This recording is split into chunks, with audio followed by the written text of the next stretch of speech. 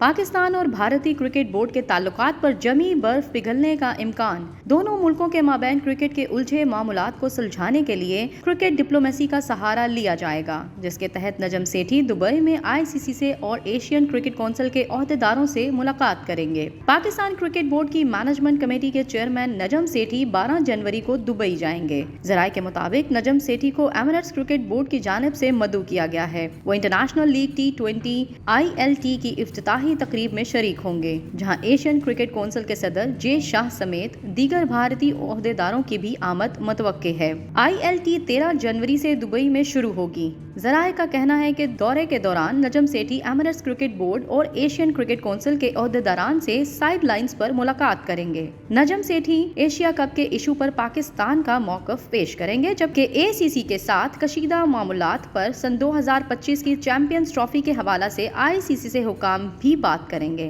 ख्याल रहे कि एशिया कप सन 2023 की मेजबानी पाकिस्तान ने करनी है, ताहम भारतीय क्रिकेट बोर्ड एशिया कप खेलने के लिए अपनी टीम पाकिस्तान भेजने से इनकार कर चुका है, जिसके बाद इवेंट न्यूट्रल वेन्यू पर होने का इम्कान है।